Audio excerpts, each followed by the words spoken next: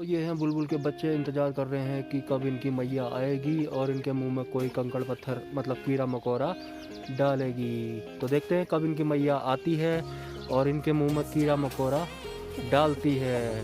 भी चिड़िया का वीडियो कैसे बनाया जाता है, मैं जंगली चिड़िया की बात कर रहा हूँ, किसी पालतू चिड़िया की बात नहीं कर रहा हूँ। जैसे कि ये एक चिड़िया का घोंसला है, इसमें चिड़िया बैठेगी, तो हमें वीडियो बनाते टाइम किस किन चीज़ों का ध्यान रखना चाहिए जब भी हम किसी वाइल्ड बर्ड को या फिर वाइल्ड एनिमल को कैप्चर करने जा रहे होते हैं। सो गाइस, ये है बुलबुल का घोंसला और आपको इसमें उसके बच्चे दिखाई पड़ रहे होंगे।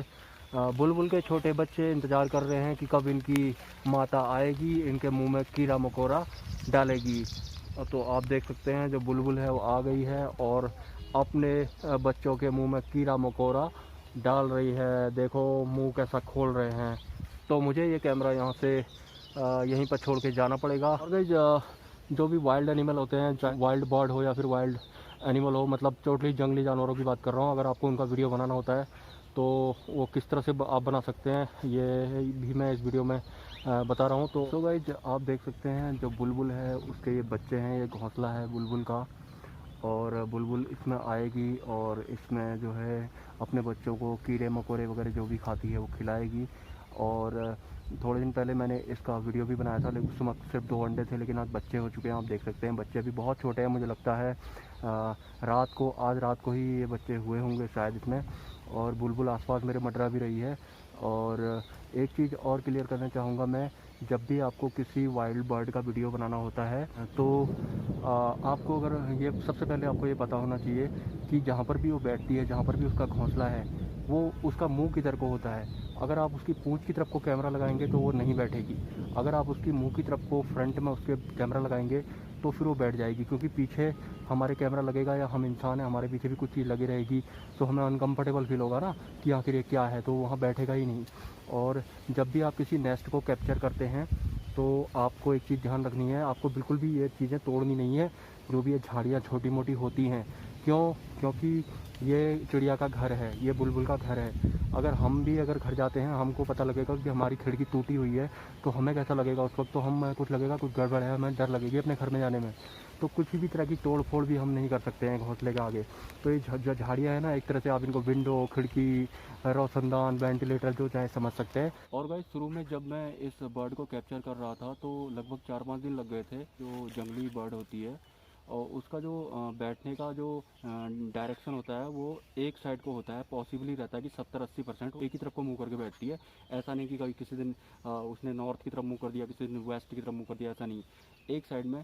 तो जब भी आप वीडियो बनाते थे आपको डायरेक्शन पता होना चाहिए। तो जहाँ को उसका बर्ड का मुंह होएगा वहीं को आपको जो है कैमरा फिट करना है। और एक चीज़ मैंने और सीखी इस बर्ड को रिकॉर्ड करने के दौरान कि शुरू में ये बहुत हेजिटेशन हो रही थी इसको। जैसे जैसे मैं 4-5 दिन लगातार आया तो धीरे धीरे फैमिलियर होना शुरू हो गई। मतलब जैसे हमारे घरों के पालतू जानवर होते हैं, जैसे हमने एक नया डॉग लाए हम या नई कैट लेके आए, कुछ दिनों तक वो हमसे दूरी बना के रखती है, हेजिटेट होती है, उनको कुछ भी डर जैसा लगता है। लेकिन धीरे धीरे वो फैमिलियर हो जाते हैं। तो कुछ ऐसा ही मेरा इस बुलबुल बर्ड के साथ हुआ था। धीरे धीरे फैमिलियर हो गई और फिर इसको पता लग गया कि एवरीथिंग इज़ ओके। जब भी आप वाइल्ड बर्ड को रिकॉर्ड करते हैं तो आपको कुछ चीज़ों का ध्यान रखना है। जैसे अगर आप मोबाइल कैमरे से वीडियो शूट कर रहे हैं तो आपको मोबाइल को एयरप्लेन मोड में डाल देना है, क्योंकि स्टैंड बाई मोड में जो मोबाइल होता है वो बहुत तरह तरह की रेडिएशन छोड़ता है, जिससे कि बर्ड को बहुत नुकसान भी हो सकता है। किसी भी तरह की रेडिएशन जो होती हैं वो ये जो जानवर होते हैं वो बहुत आसानी से गैस कर लेते हैं। मतलब इंसानों की जो कॉन्शियसनेस होती है वो इतनी पावरफुल नहीं होती है जितनी कि एनिमल्स की या फिर बर्ड्स की होती हैं।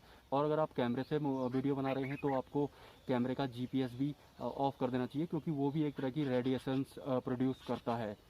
सो आई होप आपको दिख रहा होगा। आप देख सकते हैं कि जो बर्ड है वो बार बार आ रही है घोंसले में और अपने बच्चों के मुंह में कीड़े मकोड़े वगैरह जो भी ये खाते हैं वो भी डाल रही है। और गाइस, एक चीज़ और है कि ये जो बुलबुल है ये पहले अंडे सेक रही थी, लेकिन जब इसके बच्चे हो गए थे तो ये बच्चों को भी सेक रही थी।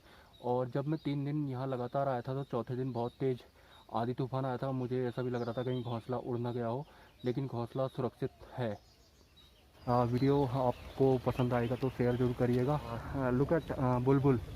और हाँ, बुलबुल के बारे में एक ख़ास बात और है कि बुलबुल काफ़ी लक्की मानी जाती है। मैंने सुना था, पढ़ा था इसके बारे में कि बुलबुल अगर सपने में दिखाई दे तो इस तरह के कुछ फ़ायदे होते हैं, अगर वो रियलिटी में दिखाई दे तो अलग फ़ायदे होते हैं, जंगल में दिखाई दे तो अलग फ़ायदे होते हैं। तो ये भी एक बहुत बड़ा रीज़न है कि मैं ये बुलबुल का जो बर्ड का जो वीडियो है दोबारा से कैप्चर कर रहा हूँ। हालाँकि अब इसमें बच्चे हैं, पहले ये नेस्ट जो था इसमें बच्चे नहीं थे।